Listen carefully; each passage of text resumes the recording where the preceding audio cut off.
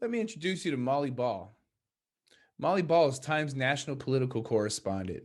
Previously, she covered U.S. politics for The Atlantic and Politico and worked for newspapers in Nevada and Cambodia.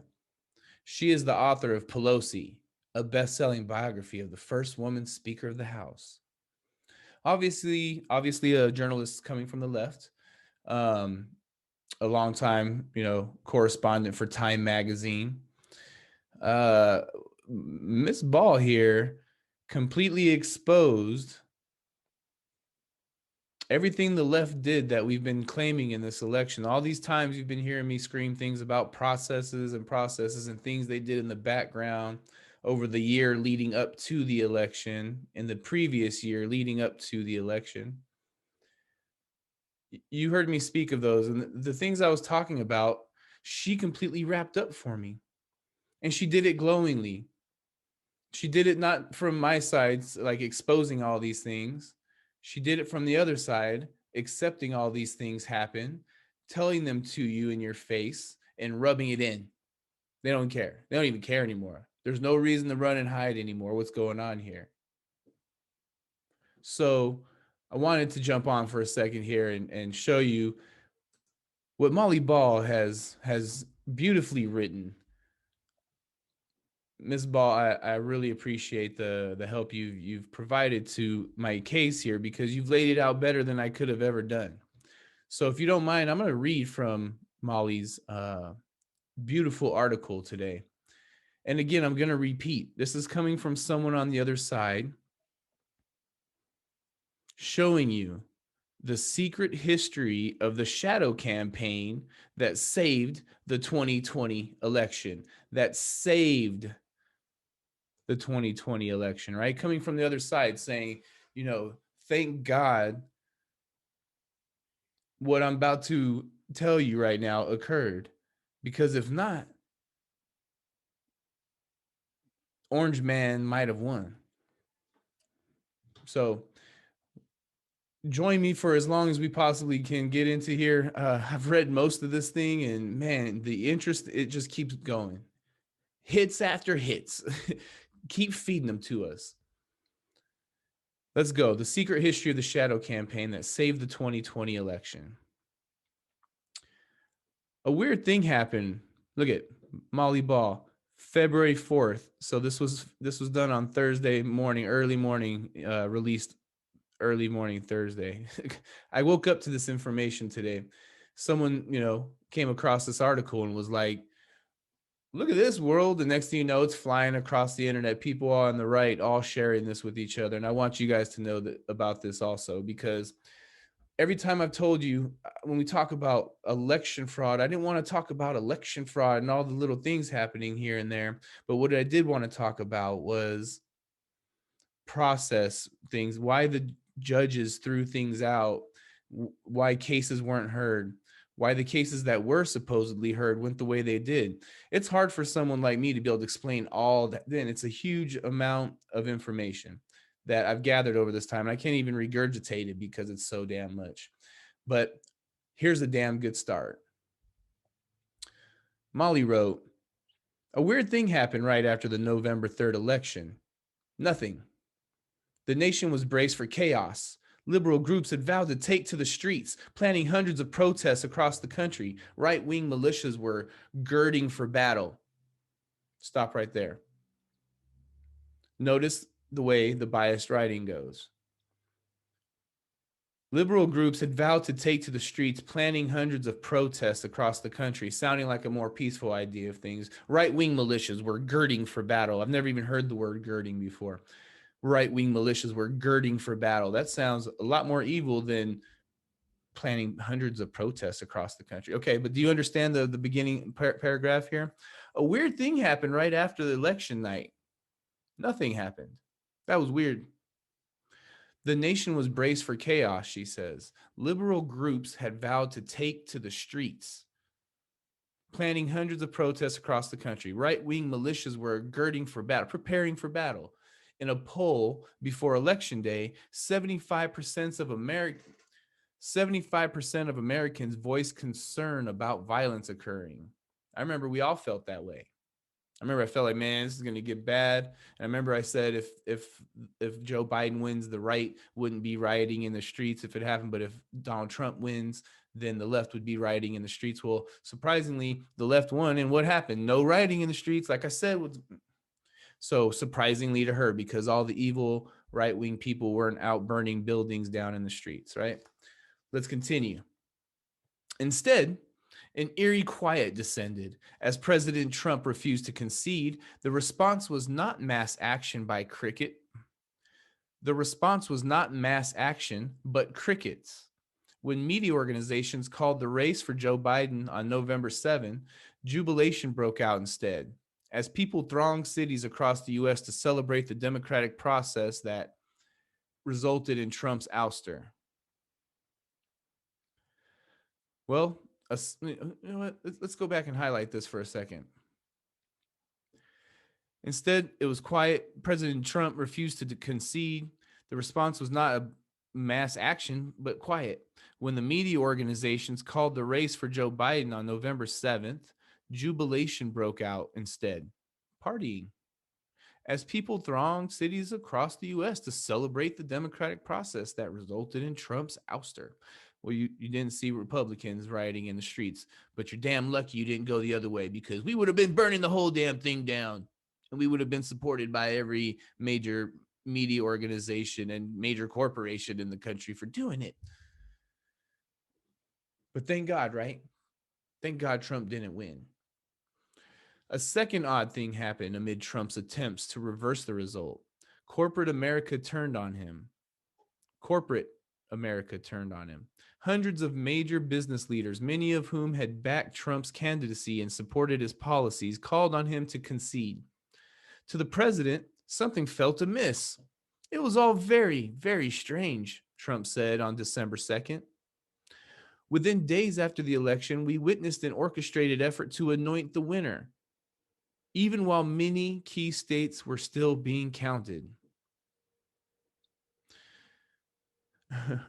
Within days after the election, we witnessed an orchestrated effort to anoint the winner, even while many key states were still being counted, Trump said. What does Molly say? Well, in a way, Trump was right. Son of a bitch. In a way, Trump was right. Well, no shit. What? What did she say? There was a conspiracy unfolding behind the scenes, one that both curtailed the protests and coordinated the resistance from CEOs. That's a huge sentence. There was a conspiracy unfolding, she says. Not me, YouTube, not me saying this. If I were to say this, YouTube, you're kicking me off, right? I know, or at least if I had a bigger audience, I would be X-nayed off the U-tabe, okay? But since it's me just quoting Time magazine saying it, and they're saying it glowingly in a celebratory way, it's okay because you agree with them. But because you don't agree with me, it would not be okay if I would just laid out these things the way she just did. So I'm going to mention again, this is Time magazine saying this. There was a conspiracy unfolding behind the scenes, one that both curtailed the protests and coordinated the resistance from CEOs of major companies, right? The government working with the private sector to work against a particular candidate from winning. Particular major corporations that have a very great deal of control over your life and power over your life. Both surprises were the result of an informal alliance between left-wing activists and business titans. The pact was formalized in a terse, little notice joint statement of the U.S. Chamber of a little notice joint statement of the U.S. Chamber of Commerce and the AFL-CIO. If you know about the AFL-CIO, it's a union organization. You know, a lot of background information I could feed you on them and what that's all about. But I'm not going to get into that right now. It's a long, shady history. But this is very odd. You see the Chamber of Commerce and the unions coming together, where traditionally you would find the Chamber of Commerce normally gives to the Republican side, and these unions normally give to the Democratic side, and it kind of cancels each other's out, evens out, and they have an equal battle against each other. In this case, just like I've explained multiple times, there's an there's a cabal, there's a shadow campaign, okay, controlling this stuff. Molly says it, not me. Not me saying it to you two. Molly says it. There was a conspiracy unfolding behind the scenes. Just let me remind you of that. So, as I said, the pact was formalized in a little notice joint statement of the U.S. Chamber of Commerce and AFL CIO published on Election Day. Coming together, both sides would come to see it as a sort of implicit bargain inspired by the summer's massive, sometimes destructive racial justice protests, in which the forces of labor came together with the forces of capital to keep the peace and oppose Trump's assault on democracy. The Chamber of Commerce, traditionally a conservative or more Republican leaning chamber. You got to know what that means to understand why that's so important. So these two sides joined hands to since the summer of last year, okay? They were inspired by the summer's massive, sometimes destructive protests in which the forces of labor came together with the forces of capital to keep the peace and oppose Trump's assault on democracy. That's the forces of capital and the forces of labor that they speak of. The handshake between business and labor was just one component of a vast cross-partisan campaign to protect the election. An extraordinary shadow effort. Damn, why they gotta be in the shadows? Dedicated not to winning the vote, but to ensuring it would be free and fair and credible and uncorrupted. For more than a year, a loosely organized coalition of operatives scrambled to shore up America's institutions as they came under simultaneous attack from a remorseless pandemic and an autocratically inclined president. Does that sentence that came immediately after that previous sentence, does that make any sense? Does that signal what that first sentence before it said? No, those do not go hand in hand. This was not a component of a vast cross-partisan campaign to protect the election. Talking about ensuring it would be free and fair and credible and uncorrupted. Only if it was from one side, I suppose, is what they get at here. For more than a year, a loosely organized coalition of operatives scrambled to shore up America's institutions as they came under simultaneous attack from a remorseless pandemic, using the pandemic, as I said a month or two ago, as the basis of being able to run through the country the year leading up to the election, changing rules, laws, and historical traditions. Okay? I hope you understand what that means, what that's saying there. For more than a year, a loosely organized coalition of operatives scrambled to shore up America's institutions. Shore up those institutions. Okay. As they came under simultaneous attack from a pandemic and a president named Donald Trump. So they need to shore up those institutions to ensure the outcome was going to go in their favor. And we can use the pandemic as the reason for it. That's why we have to have mail-in voting, which the left has cried for decades would completely corrupt our elections.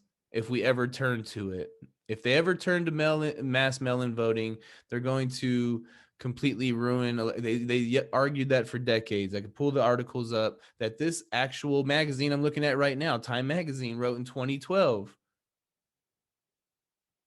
The New York Times in 2012. Time Magazine was from 2002, if I remember correctly. But they these left-leaning journalists, and not just that, in general, they have always known the dangers of mass mail-in voting, but they've perfected it over time, and this is explaining how they put it into action. Though much of this activity took place on the left, it was separate from the Biden campaign and crossed ideological lines, as I told you many times before. The Republican Party wanted him gone just as bad as the Democratic Party wanted him gone. You with me? They crossed ideological lines with crucial contributions by nonpartisan and conservative actors. The scenario the shadow campaigners were desperate to stop was not a Trump victory. It was an election so calamitous that no result could be discerned at all. A failure of the central act of democratic self-governance that has been a hallmark of America since its unfolding. Ain't that exactly what we ended up with?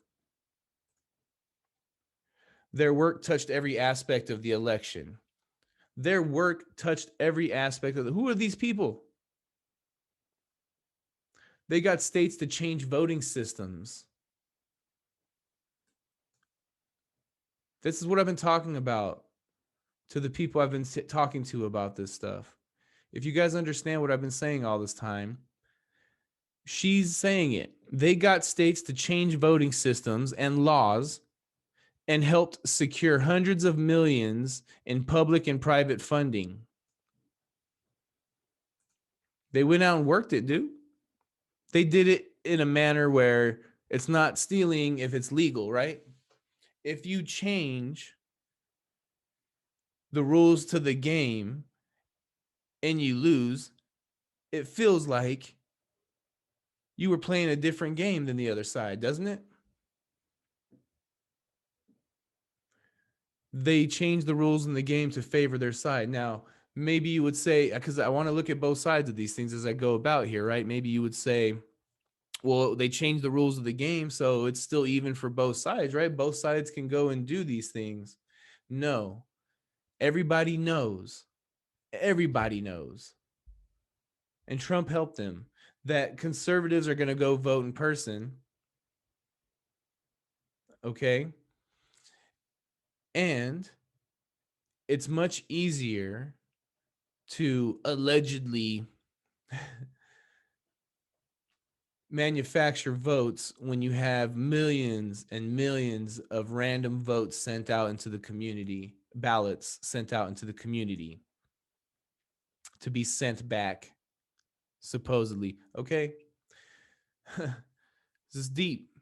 This article says it better than I could have ever told you guys. I just, every time I find something interesting about it, I'm gonna stop and just kind of explain it real quick. So I hope you're hanging with me here as I get through the most interesting parts of this real quick here.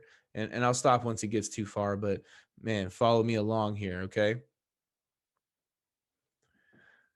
Their work touched every aspect of the election, I said. They got states to change voting systems and laws, helped secure hundreds of millions in public and private funding. They fended off voter suppression lawsuits.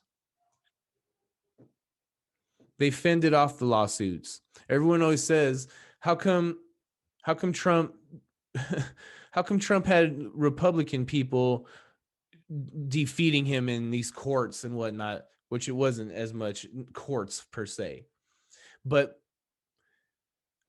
I could explain to you a lot how that happened now. I understand a bit more, right?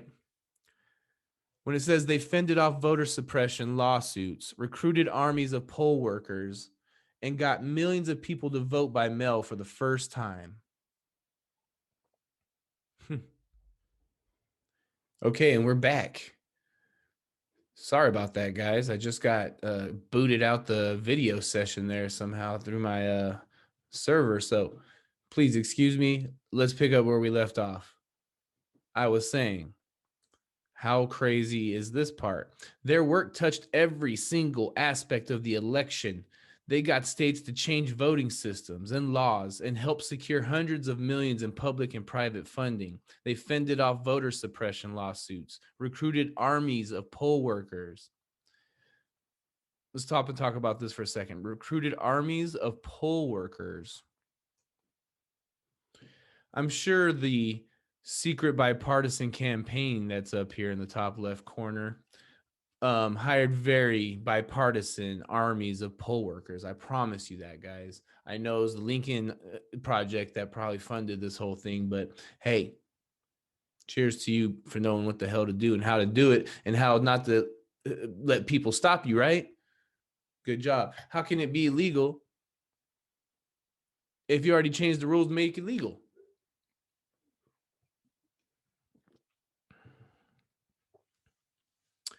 So they recruited armies of poll workers. Remember how those poll workers were throwing out all the Republican observers? They wouldn't allow them to come in and observe any of the signature verification. In Pennsylvania, in particular, they were hiding in Philadelphia. They were hiding. Was it in Detroit?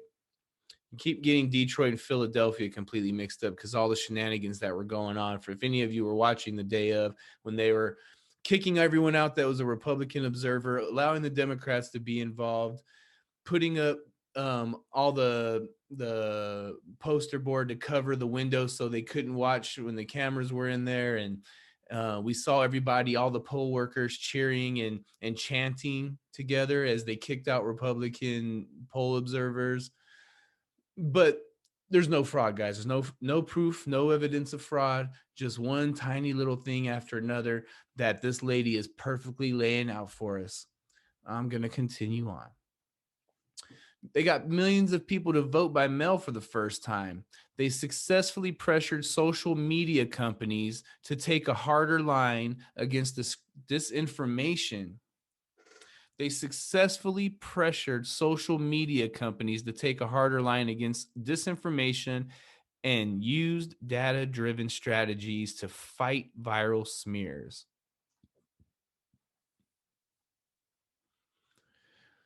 Hence the Hunter Biden story, everyone. Welcome to the answer of how you shut down a major story with a flip of a switch. That's how that got memory hold. That's how that story got completely shut down and revisited after the election occurred. Now the dude's out there writing a memoir and going to make $2 million off of a damn memoir he's going to write about his crack habits. The rich get richer, right? They executed national public awareness campaigns that helped Americans understand how the vote count would unfold over days or weeks, preventing Trump's conspiracy theories and false claims of victory from getting more traction. After Election Day, they monitored every pressure point to ensure that Trump could not overturn the results. Every pressure point. If they saw there was a pressure point getting pushed in a court system in some particular state, they'd come in and they keep it from happening. You better not even think about trying to overturn this result that we've so perfectly laid out. The untold story of the election is the thousands of people of both parties who accomplished the triumph of American democracy at its very foundation, says Norm Eisen, a prominent lawyer and former Obama administration official who recruited Republicans. How is it if there was fraud, how is it that Republican legislators are the ones that were telling you that there was no election fraud? They and Democrats got appointed to the board of the Voter Protection Program. See, it's only considered voter fraud and voter suppression if it's things that help identify the voter. You understand this? If you ask to check someone's ID, that's considered voter suppression. If you want to check someone's signature that it matches, that's considered voter suppression. if you don't allow mass mail-in voting because of a pandemic, which do you think it's going away now? Do you think mail-in voting that they did before and completely have completely uh, pulled off the hat trick on the elections? Do you think they're going to give that power up now? No. I think mail-in voting is here to stay until somebody really exposes this stuff. Allegedly, YouTube, allegedly. Please understand, I said allegedly. Don't erase me from mankind, please. Because I know you're one of those companies, those social media companies who help take a harder line on what you call disinformation, like Hunter Biden stories and Joe Biden stories of working with the Chinese and getting paid billions of dollars over time to companies that they are boards of. Man, it's just, they memory hold all of it. That's how you pull it off, guys. Let's finish up with something here. For Trump and his allies who are running their own campaign to spoil the election. Oh, this continued them from. Oh. The president spent months insisting that the mail ballots were a Democratic plot and the election would be rigged.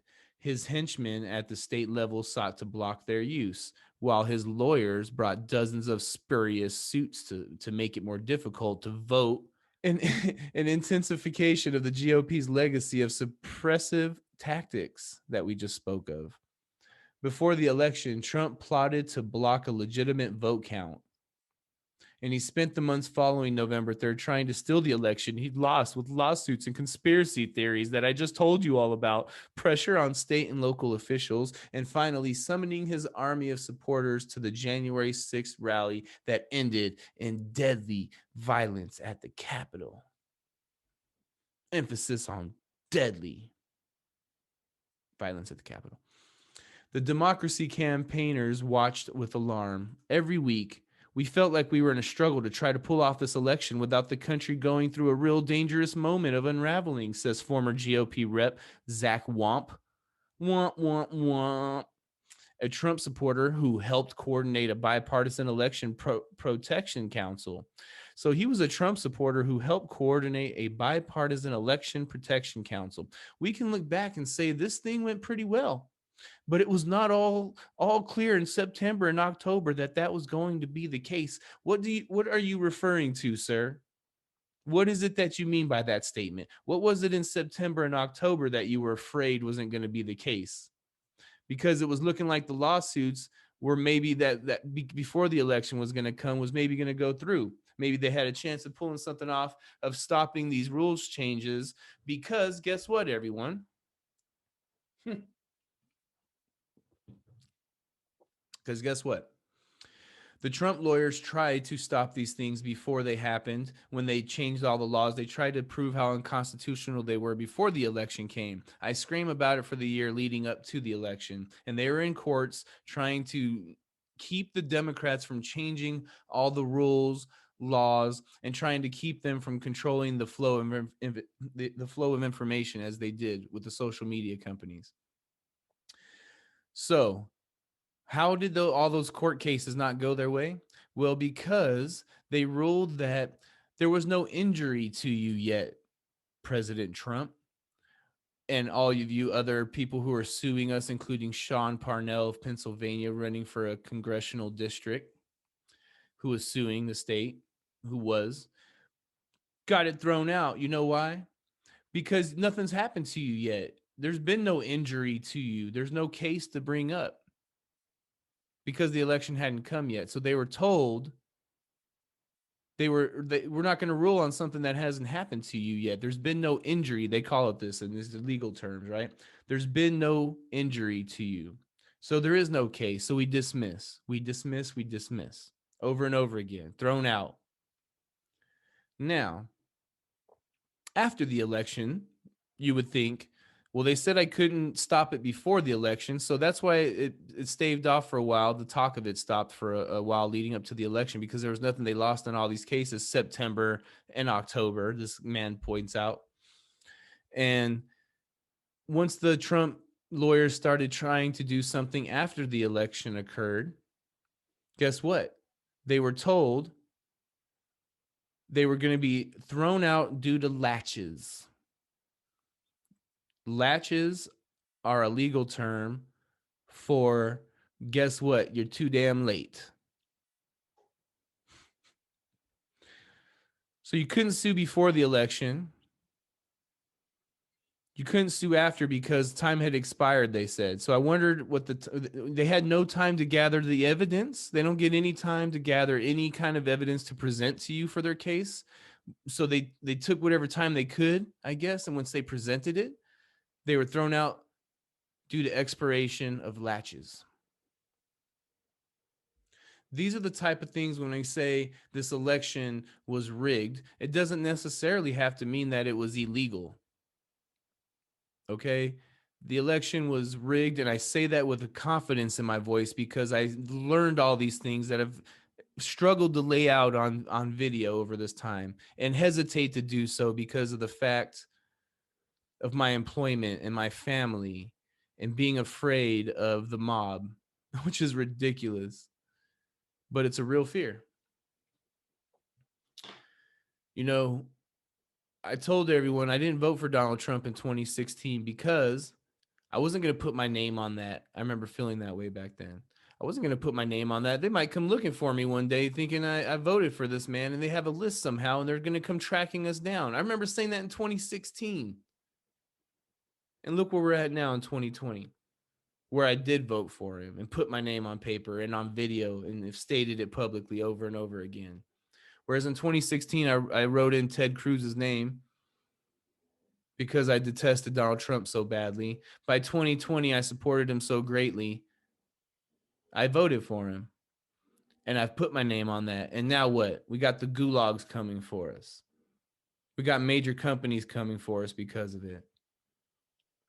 I'm afraid of my employment. I'm speaking my mind, so it might be taken away from me. My livelihood might be taken away from me because of it. So as you see me hesitate to speak freely and jumble over my words sometimes, I hope you can give me some leeway to understand that I got about 4 different things going on in my mind that's probably going to be used against me one day in the future, that because of voicing my opinion, which was never a problem in the past. This was never a fear in the past. Suddenly it is, because what? These people are joining up to form what they want to create as gulags for punishment of your racist deeds, I guess. Your racist evil deeds for voting for a certain person for president.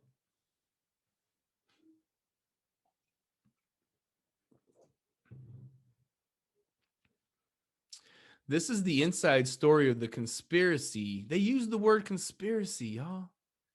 They're rubbing it in your face to save the election.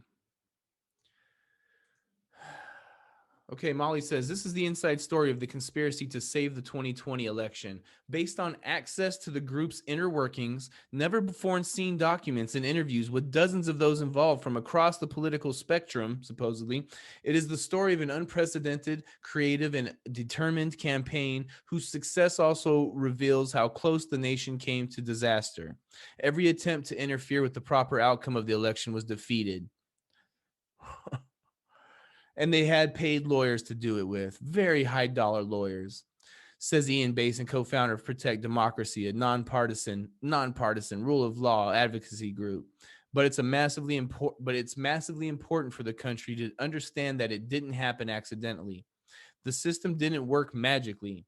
Democracy is not self-executing. There's about 1,000 opinions I have on that statement. The system didn't work magically.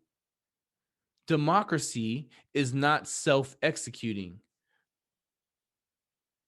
right? You got to go out there and get that democracy. All of us together need to go out there and get. That's where they won in that regard also, where Trump failed, where he could have and didn't have the ability to, just relying on the fact of his hordes of supporters where we're going to show up to vote one day in person, where a lot of things can go wrong and a person doesn't show up in person to vote, whereas a mail-in vote, it's done deal, boom, gone, right? A lot more it's a lot more The statistics of it, the percentages of it, you can't go wrong with mail-in voting, man. If you can get that in place, you better keep it forever. So that system didn't work magically. We had to do some things to make this go our way and keep it safe. Democracy is not self-executing. That's why the participants want the secret history. So secret, man. Why is it so secret if you're just doing good deeds?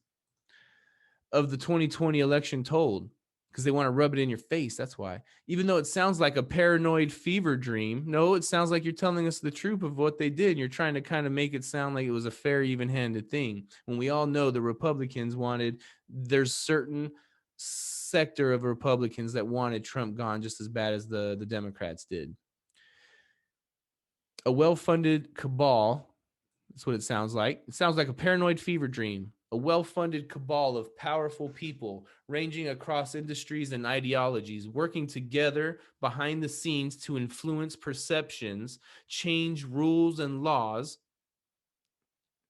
and listen to this, as I said before, steer media coverage and control the flow of information. God, I hope you guys watch this video. Please, somebody watch this video. Give me a thought. Give me a response. Tell me what you think about what I'm saying. Maybe hit the like button for me. Subscribe to my channel if you haven't done so already. And share it. Share this video. I know it's gotten a little lengthy, but man, tell me this wasn't one gem after another dropped. Bow, bow, bow. By good old Molly. Thank you, Molly. Thank you again, Molly. That's why they want this secret history told. Because it sounds like a paranoid fever dream of a well-funded cabal of powerful people ranging across industries and ideologies, working together behind the scenes to influence perceptions, change rules and laws, and steer media coverage away from Hunter Biden, in which we control the flow of information. And we've all learned, man, that's what the Social Dilemma movie taught us about. Even the tiny bit of percentage of that existed at the time when that movie was created, that told us how much of a percentage of people's minds can be changed through Google, through YouTube, through how they set up their recommendations, how they answer your questions that you ask those search engines. They can change people's perception on reality. Keep Googling all that information, guys. You're going to keep on. You want to dispute me? Go keep Googling all that information. You'll keep getting story after story made by a well-funded cabal of powerful people ranging across industries and ideologies, working together behind the scenes to influence perceptions, change rules and laws, steer media coverage, and control the flow of information.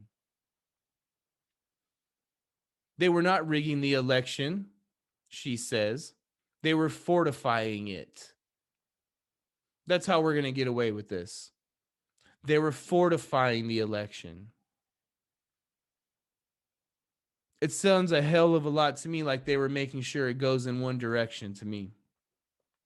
And they believe the public needs to understand the system's fragility in order to ensure the democracy in America. The only fragility comes from the changing of the voting system.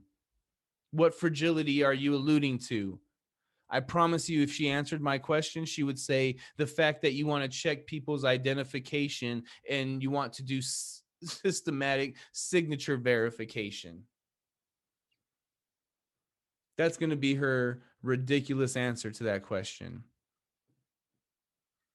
So as you can see, this goes on to explain who the architect of it all was. But I think you guys get the sense of what it is I'm pointing out here.